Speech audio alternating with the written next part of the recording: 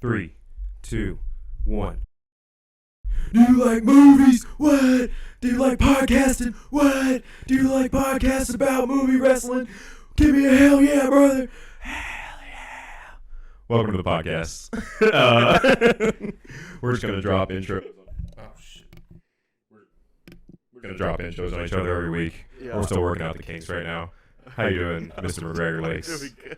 I hope people don't think we just only talk about wrestling movies. Dude, I'm getting into wrestling after the 2 movies we watched today. That's my thing. I'm into it. The New Japan Pro Wrestling coming up. Oh, whole podcast you're episode. already going to Japanese. Whole podcast episode. You've already become a wrestling hipster. You've got dude, that's not what our topic's about today. Dude, yeah, wrestling's sick. Acrobatics. Bodybuilding, acting, homoeroticism. You gotta actually cut yourself. Yeah, that's crazy. I didn't know that before I watched The Wrestler. Let's get into that later. We're gonna try to keep this formatted to be good little boys. Yeah. I don't know. You got anything before we? Should we say anything in case anybody listens to this? I'm at AJ Bard on Instagram for me. If you find me good. Yeah. If you don't know if you want some qualifications, we're 2 boorish dilettantes. Into this part. Into like straight on. Yeah. Ooh, okay. Yeah, it's better now. Sorry. If you want some qualifications for why you should listen to our opinion on movies, we're 2 people without college degrees. Turn around, sir. We're in a room. We're in my childhood room, right? You got a mouse in your pocket over there?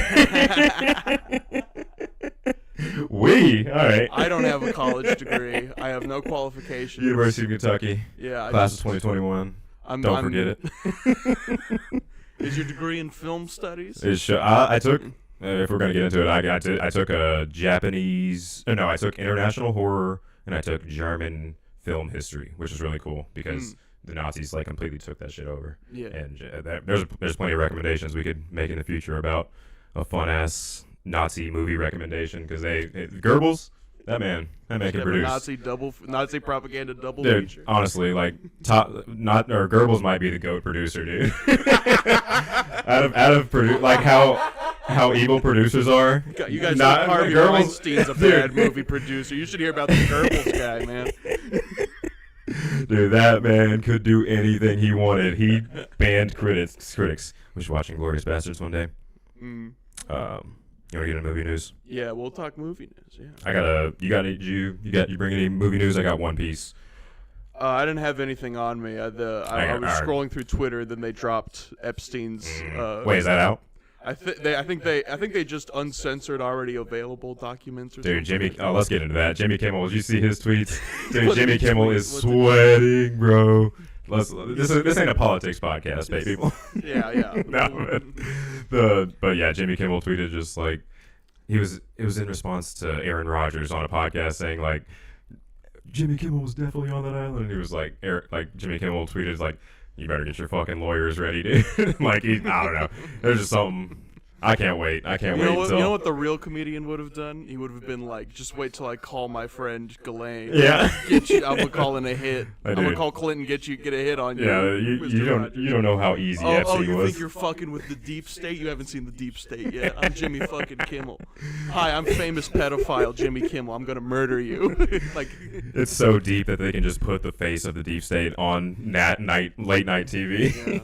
So if you wanted to know both of our political views, we are members of QAnon. We were there, January 6th, Dark Christmas. I'm actually not darker. I heard that was kind of stolen. Somebody else called it something. I don't know. I'm stealing jokes on the podcast already. Nice. What's your movie news? Let's pivot in the right direction. Let's get back on topic. What's your opinions on Mickey Mouse being brought into the public domain? Oh yeah, that shit happened. I mean, I'm gonna crack a Brucey. Yeah, I think it's cool, that Disney lawyers couldn't extend it even further than they did, you know? Like, I feel like it's finally, like, opening up the eyes of the normies to, Did you know copyright law used to wear off in like 28 Dude, years? they spent billions and billions In your to keep that lifetime, shit. you could have. I mean, like, Jesus, they just kept extending it, man. Pretty much only Disney were the guys like doing that. It's insane. You can just like pay people to like go to college, learn about political science, and come work for Disney, so you can go to the government and say like, this intellectual property should stay with the company for 70, 80, 90 years. It's like, what the fuck? This shit's been going on for fucking forever, and now like maybe normies are gonna wake up because I'm saying normies ironically. I'm not a but the like people that I work people tax-paying square Americans who work hard and keep things afloat, so that way slackers like me can call in sick to work so I can watch The French Connection again. Those evil fucking normies, dude. I hate normies, man. God. But yeah, I saw some guys at work. They were talking about Mickey Mouse being open copyright. But here's like people also don't understand like the difference between like like free use or that's a sex thing. But was it? Free use is you don't have to bring up that it is also a sex thing. What? No. What's the fair use? Fair use. That's You're right. Free use is only a sex thing. But people mix up fair use and like parody law because like someone was like, oh my god, you guys are making up a stink about Mickey Mouse being in the public domain, but look what South Park did. Like 3 years ago during COVID, they did like the Mickey Mouse. It's a parody. That's parody law. Yeah. We need like people need to understand like how important both are and like how I don't know. It's just like interesting to see people finally waking up and smelling the goddamn coffee. Yeah. Well, I think it's also funny that like I think a lot of like weird, shitty like parody slasher movies are being made out of like this recent crop of public domain. Cool. They got like this very schlocky looking Winnie the Pooh movie where he was like a murderer or something. Yeah. So I think what's happening is a lot of people are just hearing, oh look, this thing's entering the public domain, and then immediately they announce shitty movie. And they just don't get that like public domain means more than just like, all right, now the fucking hucksters get their bit. Yeah. I don't know. I feel like I'm just being an angry old man. Being fuck these kids. This has been a problem forever. Even adults are mad about it. I don't know. I mean, what is it? Do they think like nowadays Mickey Mouse is free from copyright? He's not. It's just Steamboat Mickey. Yeah. That's like an interesting distinction. We have to wait a little while longer for we're by the time we're both like in our 40s, we're gonna finally get to in color Mickey Mouse being public domain. Yeah. So we still have a lot longer to go before someone can make like an egregious porn parody of like the Mickey Mouse we know. And by then Disney will have already changed Mickey Mouse. Like it's solved. Like Disney has solved it. You know, no one's gonna ruin your precious guy, I guess. I don't know. Are people outraged about? It's just like that's like just the movie news that, or like some people are like the Disney adults are being like, oh, you guys just hate Disney. Disney's not that bad. But like, there's people will quote tweets like that and be like, Disney denied a 5-year-old dead person like the right to have Mickey Mouse on their casket and shit like that. Yeah. It's like Disney is not fucking around when it comes to this stuff. They are like cutthroat and doing like it's like anti-art for one point, or like I don't know. No, that's fair. Yeah. I definitely call. We can have a whole copyright episode. Yeah, there's a good. If we're gonna do a copyright, we should do like some mashup culture stuff. Like there's a movie, there's like unauthorized movies that purposely break copyright law. Yeah. Oh. Like there's one called Burn Hollywood. Like if we would do a copyright episode, we would watch that one for sure. I'm definitely gonna recommend. Have you ever heard of Nirvana Band the show? I don't know if I've talked to you about that before. Yes. Dude, we gotta watch. Like those guys are like Canadian American or mostly Canadian filmmakers. Oh yeah, I know who met Johnson. I forgot I gave you the whole fucking earful after that movie about how much we accidentally watched Blackberry together. Yeah, those guys are fucking. They're the mans when it comes to like fighting copyright because they fight tooth and nail with a lawyer to like get like an illegal cam rip of Star Wars: The Force Awakens like into their show like on Vice, and it's like it works because they're like saying something transformative and not like just straight up putting the movie in their shows. Like, we're not here to watch Star Wars. I can't get Star Wars out of this. I'm here to see what they're saying about Star Wars that I've already seen. Just like that's the, and it's a hard. We can do a whole copyright episode. Yeah. But Yeah. do you want to get into the movies? Yeah, we'll pivot to so. Do you want to do the wrestler first, or do you want to do? Yeah, we already said wrestler first, or Iron Claw. Yeah, let's go with what we saw first, which was the Iron Claw. Oh, okay. Well, I saw the wrestler first, but Yeah, but that's the one people All right. have a memory of in recent times for sure. you want to introduce the Iron Claw? Yeah. So it's film written and directed by Sean Durkin, who I was not familiar with before this. Stars Zac Efron, Lily James, who's a Troy British Bolton. actress. Baby she's Driver's like girlfriend. Baby Driver's girlfriend, also more famously in Downton Abbey. We got fucking The Bear. Yeah, Jeremy Allen White from The Bear. Are you a Shameless guy? No. Shameless is It's too big for me. It's Now. a lot. I can't invest. once it is like bar none the most bingeable show I've ever binged. It's like very easy to like get sucked into, and like once you're not watching, you're just like, damn, I'm thinking about the Gallaghers right now. And I do like that. I haven't watched The Bear though because I don't like restaurant people. I don't like people. Dude, it's like we're gonna be at war when the kitchen chef. Like, shut up. That's my whole thing. Hey, I'm a wrestler. Yeah, you're fuck you, dude. Yeah, I actually work in a way less intense spot than whatever the fuck was going on in The Bear. I've seen a few episodes of The Bear. It looks pretty good. All right, yeah, pretty Like, good. what's the what he like gets his brother? I mean, we can get into it a little bit. Like he gets his dead brother's restaurant, and he has to keep it going. Yeah, that's the premise of the show. Is yeah. he inherits, and he was like in a gourmet 5-star Michelin star. I don't know what the fuck it's called. But Jeremy Bearimy White, Jeremy Carey, the Texas Tornado, Von Erich. He was good. I fucking loved him, dude. God damn. Yeah. His like addiction in that movie. No, the acting is pretty fucking good in this It was movie. like it was like rock solid throughout the entire time. Yeah. You think Zachy might get you think Troy Bolton might get an Oscar nod from this because he cried pretty well. I liked his crying. Yeah, maybe a nod. I mean, I don't know too much about Oscar buzz. We might be in the like late game where people, aren't like paying attention and saying. I don't really know how the Academy nominates people. Yeah. But I would definitely lob Zach up there, definitely for a nod. Yeah, it's definitely like not getting like the most like enough like Twitter traction to like be a huge Oscar movie. Everybody's talking about Saltburn. Do you care about that? I've read some very bad things about Saltburn. I've not seen it though. I should see it.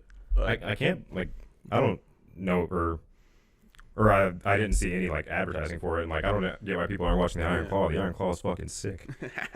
Oh yeah, let's save our ratings for the end of the discussion of the movie, just for podcast sake. That's another thing I'm stealing from my other favorite movie podcasts. I don't know. The key part of stealing is you shouldn't tell people. Yeah. You steal it. Quentin Tarantino. He tells people. I'm Quentin Tarantino of podcasts. Barely tells people. He says, I watched this movie and I made Reservoir Dogs. Not Reservoir Dogs is literally this Hong Kong movie.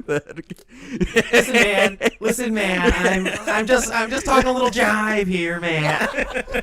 I'm just talking a little jive. You don't know. You haven't seen the 17th. I don't know. Have you read that interview where the interviewer asks him what superhero he'd want to be in a superhero movie? Or no, I haven't seen that. What is it? So it's a written interview, so you don't actually hear it, but the interviewer kind of goes like, hey, they're making like all these Marvel movies. This is like back when they were like making Spawn and Daredevil. Yeah.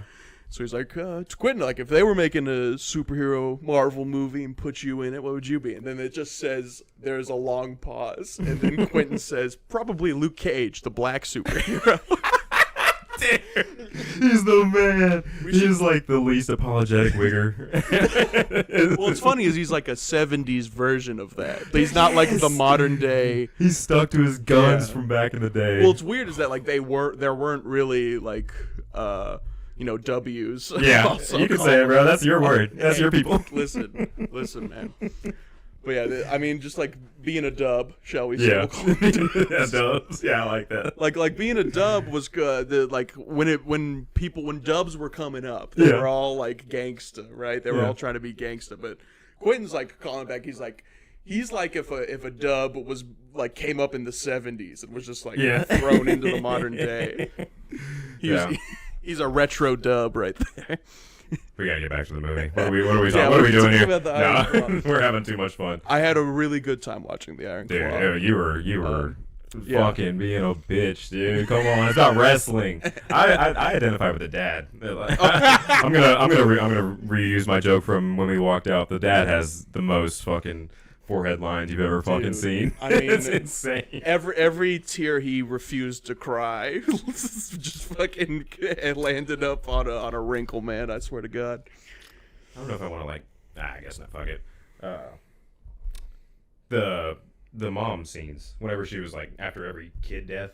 And her she was a very strong presence. I really liked that shit. Yeah. At first I didn't like her because she was like kind of being like weirdly like emotionally standoffish, but then I realized like they're like leaning into that she is like emotionally fucked up and like really cannot express anything. No, it's just about like a family that can't open up and like help one another in a real way.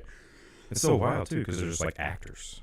No, that's what acting is. You got to tap into something. No, I'm talking about like they're like the characters as a profession are like actors. And that's what that's what they're doing. They're acting to one another. They've never stopped wrestling. Yeah. When they get out of the ring, they don't stop. It's still they're still being taxed mentally the same way wrestling does to them physically. It's very interesting. Yeah. I saw in the YouTube documentary they uploaded before, like right around the movie. They said that the dad. I wish they would have explored this in the movie. Is that the dad's like gimmick was a Nazi bad guy. Whoa! So that would have been a fun little thing to have in the background or something. Especially that they're a Texas family. Yeah. I don't know. There's something. I love good old fashioned America. Yeah. I don't know. Oh, this movie is very steeped in a Americana aesthetic. I really felt like I was watching like an early Linklater, like a Dazed and Confused or something at times. I can't say yes, dude. I haven't watched much Linklater. You don't watch no Linklaters? I ain't got no Linklater. I ain't got no Linklater. Maybe we can link later. After sunset. We'll be here all week, folks. I'll show you my boyhood. Check out our stand up. Oh God! But I don't know. The talking about characters staying on one path for a little bit. The younger brother did really well. He was really cool. It was a really fucking tragic story. I'll tell it on the pod that the fucking the scene whenever he drop kicked him and he fucked his shoulder. Oh yeah, spoilers by the way. If anybody's listening, I think people know we're gonna fuck him. But whenever he drop kicked on the mat and fucked his shoulder up immediately, I let out a little chuckle, and then like literally like 2 minutes later he was comatose. And Toxic shock syndrome, had brain damage, killed himself. Just immediately. Like they made you feel guilty for that one. Dog. I mean, I said this whenever I told you that in the theater, but I do think it's true. It's like it is funny because he like shouldn't have been in there. He's like incredibly talented musician, and it's like this is like his dad won't support him. Like he thinks it's a crapshoot, and there's this angle where I think the father, like, because he couldn't do it himself, he will never forgive his family. Yeah. For he's just trying to build tiny hymns. Yeah. It's like a fucking classic like sports story. It's so crazy because it's like this is a. Let me know if you think this little quote has some juice to it. Wrestling is the fakest of the sports, but the realest of the arts. Come on now. Adrian 2023 or 2024. Fakest of the sports, but realest of the arts, dude. You're cutting yourself. You're fucking jumping off ropes and slamming your neck into the ground. Yeah, it is an intense performance art. It's just like, especially that like hardcore wrestling. Yeah, dude. Like, yeah, that's more of the wrestler territory. But yeah, that's. Oh, dude, we got a little bit to talk about with that one. But yeah, we'll get. I don't know. You got any other characters before we move on to like plots, fucking ending, fucking. I don't know. I liked Lily James. She was kind of like not. There wasn't really much to her character, but she did well. I liked her in the first scene she was in.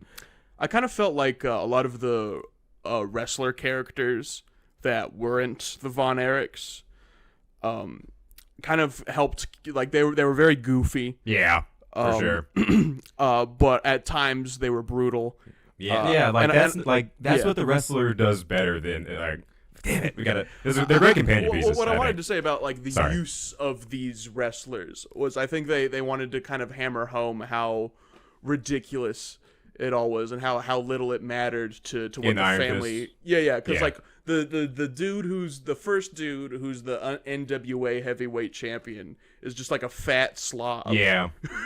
in a fucking. Wait, they're trying to hammer home what? Just this idea that like it's the wrestling is like goofy and stupid. I didn't even think about that compared to like the struggle of the family. For sure. Like for how much like effort the dad's putting in it, like sacrificing his sons for this goofy bullshit that they're doing. Just to get into a wrestling match with nobody takes seriously. With a podunk alcoholic from Missouri. He's like, I'm a champion. Or even like Ric Flair, he's like, oh shit, dude, I will have a like after he fucking like fucks up the match. Destroys a beer. What do you think about Ric Flair's performance? I don't know if you watch much Ric Flair. I've seen comments where people were like, oh, he's fucking bullshit. I'm like, I don't give a fuck. That's what I've heard. Right? Here's my take. I haven't seen as much Ric Flair as most other people probably have. Yeah. I don't know if hopefully I'm not too loud, but the actor, like he wasn't like Ric Flair kind of had like a cokehead, like tough guy look to him, but he was also like a pretty boy, like strong guy. But this guy was just like a pretty boy, but he did like, I feel like he didn't have the right look or the right voice, but like he got the mannerisms, and like he definitely like had the gravitas, and like the heel energy, about face versus heel. Oh yeah, like in wrestling. Yeah, he definitely did what the movie wanted him to serve, what they wanted Ric Flair to do specifically in that context. Yeah, everyone. And you don't need like one by one completely accurate Ric Flair in the Von Erich story. You just need the part of Ric Flair that like someone like who can like. Yeah, like that the actor had like great gravitas for just like being like seeming bad before we like actually saw him in the locker room and seeing it's like a facade. He basically had like this movie like did a great job of like this movie did a great job of like keeping the kayfabe. You ever heard that term in wrestling? Yeah, kayfabe. Yeah, the fucking I know. Like, it's cool. This movie like kind of like sold the kayfabe to like the movie watching audience, but also like made it like broke it down later, which is like it just broke it down to like the wrestler doesn't really do that. Like during the matches, they're like I'm kind of I don't know. I'll edit this out, but okay. I just want you to get this point. I'll edit this entire part out, but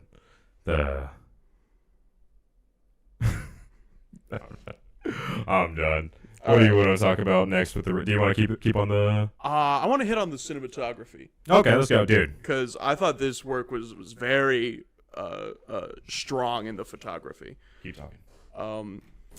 I just think like especially in the wrestling scenes themselves, it's shot to make all of the bodies look kind of titanic, like these giant, like they're not even like made of flesh, they're made of stone, especially with the film grain adds to that. Like it's using all of its tools very wisely, I think. I thought like in terms of just like body, like how bodies are shot, and just like, or I don't know, just like in terms of like how Zac Efron looked like incredibly, he looked the most like 80s jacked. Oh yeah. Then he looked like another level beyond the other guys. The other guys looked like 2024 like healthy guys. Right. But he just looked like fucking tight and body built, and just like I don't know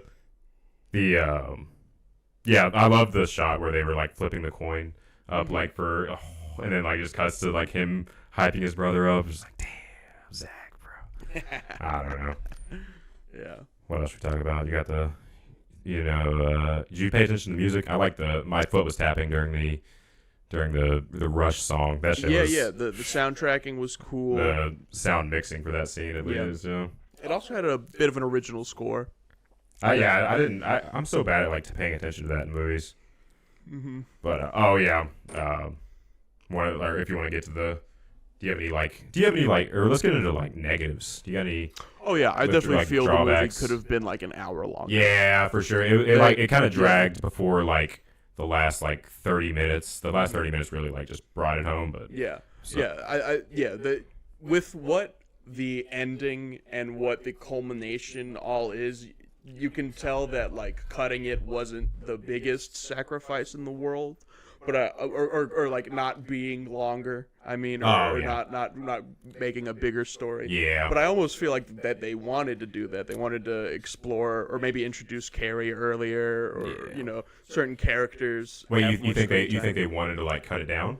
I think they wanted to expand it. I don't know. I mean, I'm just guessing here, but I feel like there was like a longer, more just like more intense movie, and maybe You think it would work like as a miniseries, like better, like with each. No, not as a miniseries. Like a 4-part miniseries where like each brother dies. That's so fucking. I mean, it's just like I mean, for like if you want to like, I mean, I like bad stories. I like terrible endings. I loved. I mean, this wasn't like a super terrible ending, but it's like I love fucking depressing this stories. This movie has an optimistic. Yeah, for sure. Whenever he has a nice family. So, what do you think about the end? The end is the thing that sends it home. I mean, it's a very well-told thing all the way up too, but it could have just become like another depressing tragedy. Yeah. Like other wrestling movies Yeah. we may be aware of. Oh shit! Yeah. Save it. But I think it does a really good step in the right direction by having that very powerful moment. Yeah. At I love the just the riding across the river Styx. Yeah. Fucking It's very cool. Oh yeah, it was just He left the beautiful. Like, coin. It was all tied up. Yeah. oh, come on! I love they all left. I don't know if that's true. I wonder if they all left notes. Like how they. Yeah. I wonder if that's a true story. I love that's a true story. It's a very respectful telling of a true story, even though it's like a horrible tragedy. Right. I know they like leave out a whole brother or something. And That's what I people heard. are mad about that, but the actual real life Kevin Von Erich, who's still alive, he's like on the team that's like doing the promotion. Like he's going to events with Zac Efron and stuff. So I'm pretty sure that he's fine with the story as it stands. Yeah. But I won't get into it. That's like all weird discourse I mean, stuff that doesn't really matter. I mean, this entire this movie is like extremely respectful. With it's just like my brothers like being united in heaven and my family being together and like me. Like I love or we should probably move on. But last thing I'll say about I love that Zac Efron like almost became like a shithead, like his dad. Yeah. He was like getting depressed and being like, I don't want to take care of my baby. And you were like cheering. He was like, yes, dude, he fucking went. When I saw the school bus roll over, he went to his fucking family, dude. Yes.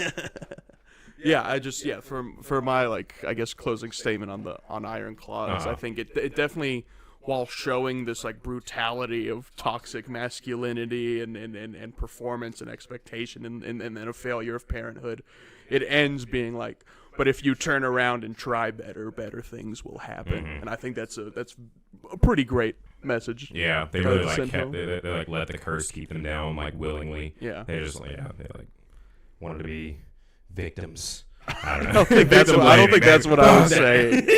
I think what I was saying is that it's not your fault that your parents fucked you up, but you got to turn around and take a step in that direction. That's like the perfect message for that movie. Yeah, I don't think it was any of the dead Von Erich's fault that they died.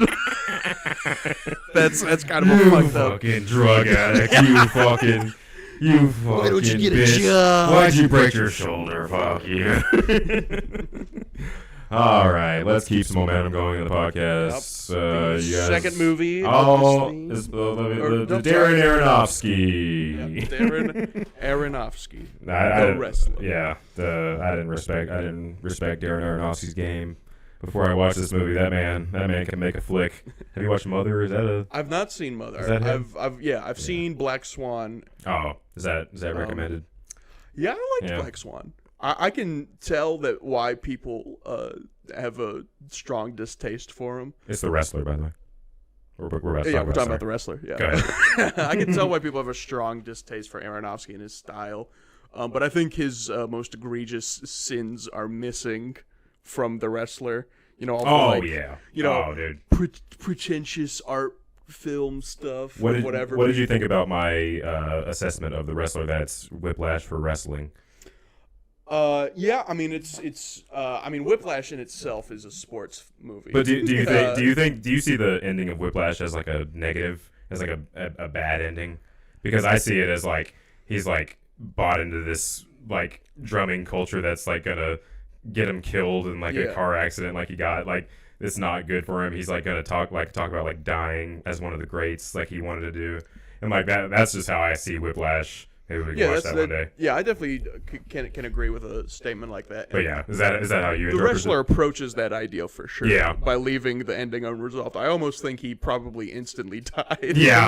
Dude, his chest was hurting. Oh shit!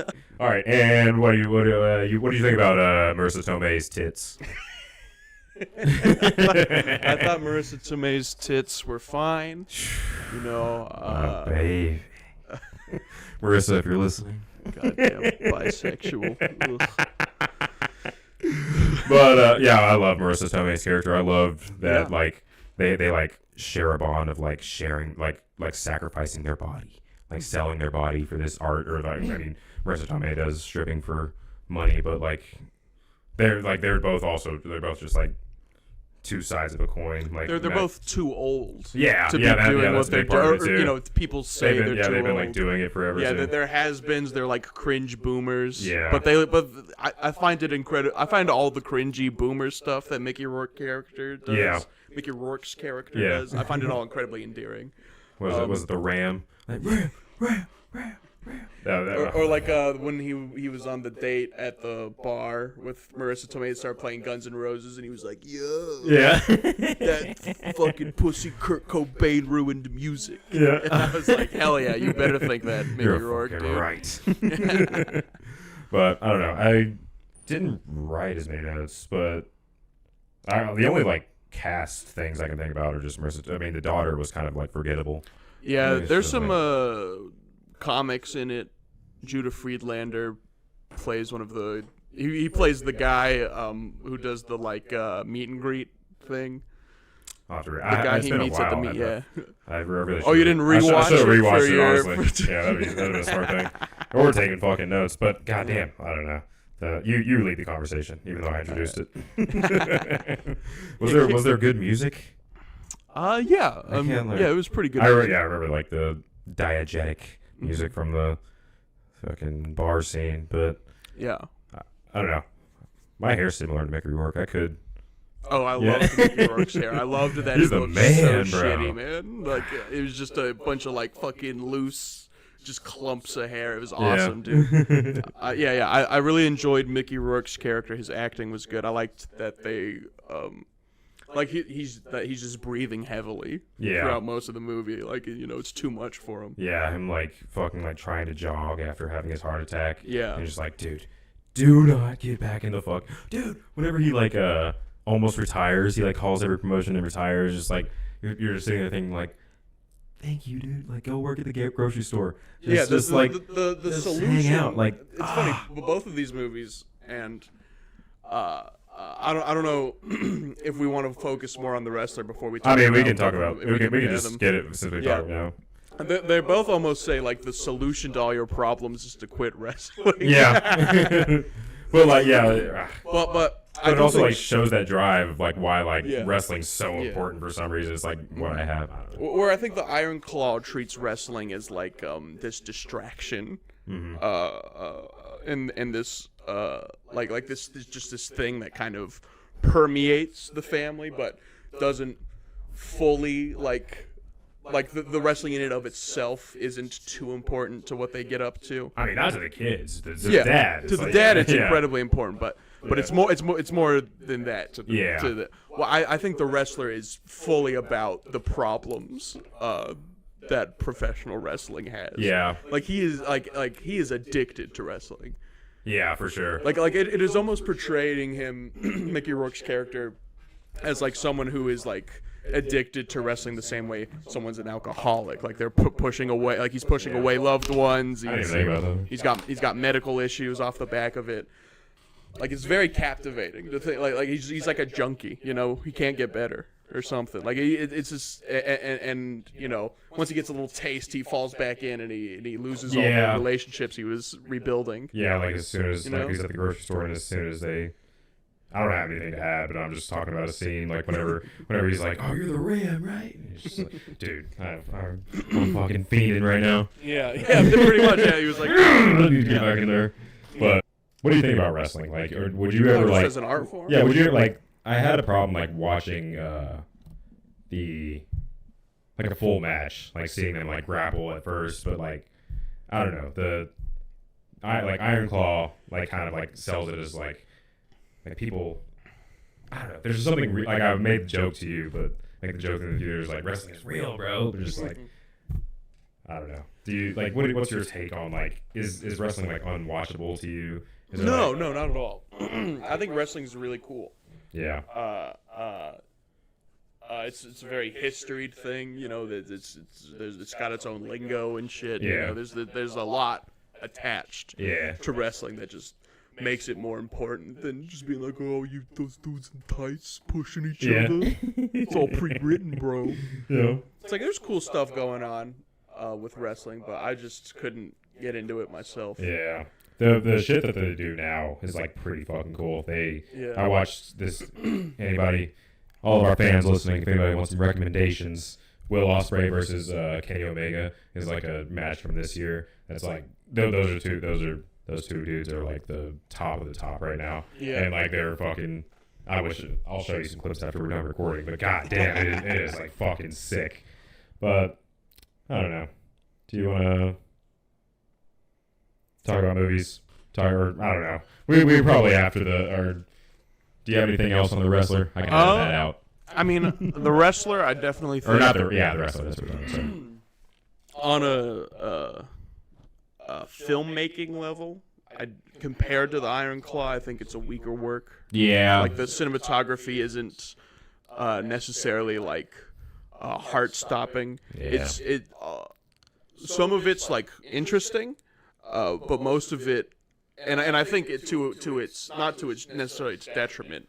It's just not investing in doing these big time like interesting shots that Iron Claw seems to be covered in. Yeah. But I think the wrestler's purposely trying to demonstrate something like that. That Sean Durkin dude, like that, like I'll fucking watch anything he makes next time. I might go back and watch his last shit, dude. Yeah. Like that, the coin flip shot, that just got me, dude. That was like all black. Yeah, Iron Claw made me interested in Sean Durkin. Yeah. And the wrestler made me didn't like improve my opinion of Aronofsky. Yeah, he was like, he got one. Let's go. Yeah. Because also wasn't written by Aronofsky. Oh, it was really? written by the dude who wrote The Founder, which I don't know if you know that movie. It stars Michael Keaton. It's about McDonald's. Oh yeah, I've seen like the poster. Yeah. It's pretty good. I don't know. But I also read in an interview, Mickey Rourke said he hated the script the first time he read it for The Wrestler. For real? Because he apparently like hung around wrestling guys for like he knew wrestling people. Uh-huh. And when he read the script, he was like, "The people don't talk like that." Yeah. And so apparently he like demanded Aronofsky that Rourke was like allowed to rewrite his lines and shit. I watched CM Punk. You ever heard of that guy? Yeah. Yeah, I watched his variety or fucking YouTube reacting to movie scenes, and he was reacting to The Wrestler, and I don't know. There's nothing. It's like just he was saying like that's how he was reacting to the scene, like the final scene where they were like saying like, oh, like I got it, Ram, I'll finish it. And it was like that's not even that true. Like if CM Punk and Rey Mysterio did a match right now, they could do like a full like 30-minute match without even saying a word. They just they can just do it off body language. Well, that's what the last scene of The Wrestler pretty much is like is him and this Ayatollah guy. Yeah, they have such a strong rapport. Or he was saying that like even though they didn't plan anything, they were saying like he was saying like they wouldn't even have to say anything like during in the ring, like how they were like they just like kind of like look they just like I see what you're trying. Like you just like set up or something. Yeah. Wrestling's cool, bro. They like I love that part of the Iron Claw. We're going back. Let's just keep it loosey goosey. I love that part. Let's let the conversation flow now. Yeah, dude, that's all people want. That's all our fans want. I love like the wrestling training scenes. Those were really cool. Yeah, those were cool. Those were like really cool to like show like you need to get it fucking perfect. You need to like actually dig into his head and cause him to bleed. I saw that as part of the documentary I watched that like he would actually train his grip strength and actually fuck people's heads up. I guess like Ric Flair was actually supposed to be. That's kind of a part that I didn't like about the Iron Claw was that he was like kind of like even after the match was over, I guess to sell it, maybe Ric Flair's just like a really good at selling like moves, but he was just like still like in agony, like he was actually being tortured. Maybe it was just too good of acting in the ring, but like everybody actually made him bleed. I was like, is that real? But according to the documentary I watched, like he actually trained his grip strength to get a really bad nice dig in there. Yeah. I mean, half of all the wrestling stuff I've seen, I'm just like, oh, that's a real hit. Yeah.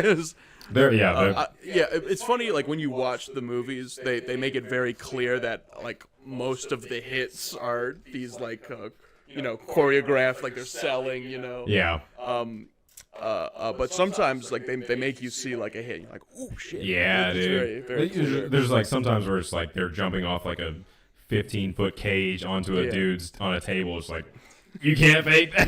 You can't. Yeah, that will hurt a motherfucker. There was a cool quote from CM Punk in that video I watched. It was like wrestling, or it's like it's all fake, but it all hurts like hell. There's like it's all fake, but it's all fucking brutal because like the outcome is predetermined, but the process still has to be. You have to make the sausage. Yeah, like like in the wrestler, whenever they're like he's like slapping his chest. That's like a super common like basic wrestling training move, and like he's like getting his like heart's getting fucking beat in. That's like really weak, and you have to actually take those hits. And it's like, and the wrestler was much more about the toll of wrestling. Yes, dude. Than Iron Claw necessarily, because Iron Claw treated wrestling almost as like part of the problem the father was having with all the kids. I feel like they're just like an awesome like double feature, just because like maybe the way you watch them is better because like you just see like how it could go great or how it could go like where someone chooses the right path. How you can like there's a wrong choice and a right choice movie. That it's a fun double feature.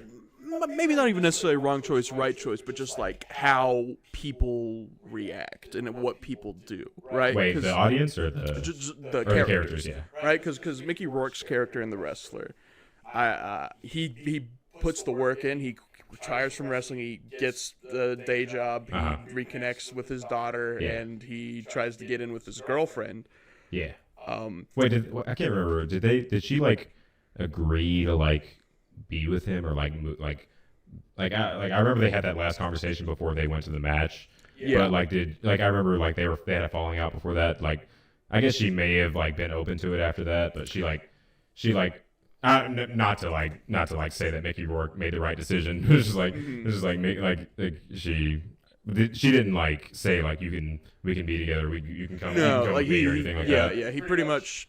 Yeah, the way the relationship goes is like after he does his like path to redemption. The final part is like trying to get Marissa Tomei to be his girlfriend, and she's like I don't get in with the customers, and then he goes. That's when he relapses. Yeah. And it's funny. It's like the way they do the relapse isn't he starts drinking and gets fucked up. He goes to a wrestling. Yeah, dude. He like starts calling everybody. He just like goes and watches. Like, damn, I want to be in there. I think this movie is very clearly saying that for Mickey Rourke's character, wrestling was an addiction. Yeah. And that kind of just like explains to like normies that just like why wrestling is like a thing for people. It's just like people love to just like be a part of it and like if your life sucks and nobody loves you, but you get on that ring and everyone's screaming your name, that is an addiction. That is for sure an addiction. There are some like ne'er-do-wells in the wrestling community, I've heard. Oh yeah, there are some. I mean, family-less ne'er-do-wells. Yeah, wrestling is just like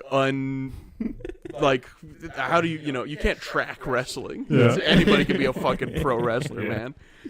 God. I don't know. I kind of got to pee. Do you want to pause and think of a question to end us off on? All right, we're back. What's your favorite mic drop in a movie ever? Just like mic drop. Yeah, I don't know. That's what I came up with in this little time I had.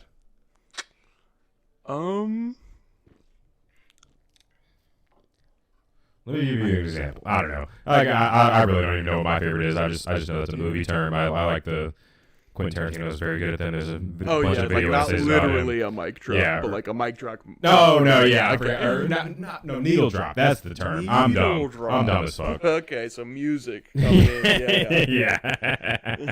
Needle drop in a movie. I'm fucking dumb. There's an Adam Sandler movie where he like yells at a bunch of people and then he throws a mic or something. Yeah.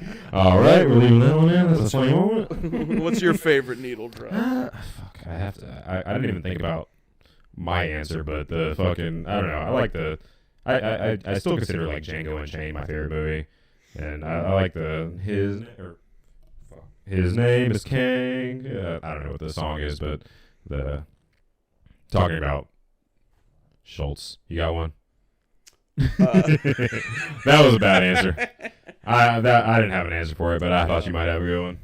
The needle drops that I notice the most are definitely introductory ones. I'm really bad at like just noticing music in movies. Yeah. Go ahead. There's a movie called Inherent Vice. I don't know if you've heard of it. Paul Thomas Anderson directed it. Stars Joaquin Phoenix, based on a Thomas Pynchon novel. But I got some opinions on PTA. A little bit overrated. But you haven't seen. A little bit overrated. Let's move on. Let's move on. What did you just fucking say? We gotta argue. Hold up. You gotta argue. You just call PTA overrated, dog? Boogie Nights is great, but okay. Well, what movies of his have you seen? Boogie Nights and the other one that's really good, Where There Will Be Blood, is really good. Fucking the Adam Sandler one. Snooze Fest. You snooze. Snooze Fest. I was watching the entire time. Snooze Fest, baby. Shut the fuck up. I gotta give it another try. Shut. I'm so sorry. I knew. No. So those are the only PTAs you've seen? No. What's the other big ones? The Master. No. Phantom Thread. No. Boogie Nights. I do really respect Boogie Nights. Boogie Nights is like bar none, or just like fucking awesome. It's got my favorite sex scene ever. That's why I respect him. That like the scene with him and what's her name? Is that Sigourney? Is that who that is? Oh, you're talking about the Julianne Moore. Yeah, they look similar to me. Okay. Rampant misogynist Adrian Bard. All women look the same to me. All right. Yeah, that's the best sex scene ever. I'm sorry. I gotta give Punch Drunk Love another chance. Yeah. And I feel like Boogie Nights. I'll show you other PTAs because that man makes genuine masterpieces pretty often. My thing about PTA, my thing about Boogie Nights is it's so much better on the first watch than the second watch. Oh yeah. The second watch is a snooze fest. Pretty dry. That's the thing that got me trying to rewatch Boogie Nights. Yeah. But Boogie Nights is so fucking good. I definitely think Boogie Nights might be one of his weaker works. For real? Damn. Boogie Nights is fun. But I don't know. What else do you want to get into? I don't think we ever. Did you get a question? Did you get the question? Got our final. Oh yeah, ratings on those movies. Yeah, ratings and which ones we thought were better or What's whatever. What's your wrestler rating? Wrestler, it's definitely I guess 4 stars. Woo! Damn, I was going to 7. Oh, you're going out of 10? Oh yeah, I was going out of 5. Oh, you're going to 8 out of 10. Yeah, 8 out of 10. 8 out of 4 10. stars. Yeah, I'll go 3.5 stars, 7 out of 10. It's The Wrestler has a lot of heart, but it's not like this movie is like I wish more people knew about this. More people knew about the Iron Claw. Yeah, the Iron Claw. God damn, the Iron Claw turns the Wrestler up to 10. Yeah. Not a 10 for me. I'm going to high 8. I'm gonna go with 4.5 stars. Oh, on the Iron Claw. Oh yeah, 8. Yeah. 9 out of 10. Yeah, let's make that our thing, dude. Fuck it. I'll be the 10. I'll be the out of 10 guy. You be the 5 stars guy. Sure. But 4.5 stars should have been an hour longer. Yeah, that would have definitely improved it so much. Had more beats. The thing about basically I do really love as a true story that they took their time on each brother. Oh yeah. Because they really spaced all 3 of them out, which you couldn't do with a tighter. I mean, I guess you could cut out a little bit at the beginning. And if you had another dead brother. Yeah. If you really tell the truth. Yeah. Come on. But I don't know. We're at 50 minutes. That's a good opening podcast, good opening dude. Body right there. You got any closing statements on the comments you've made today? You got any apologies to make what you've said? No, I really don't either. But keep listening, guys. We're gonna be super consistent. Thanks for listening. We made a pact. We made a blood pact that we're gonna be so fucking consistent. Yeah. We killed a person and made a pact over it. I love you all if you're listening. Local comics, probably. See ya. See ya.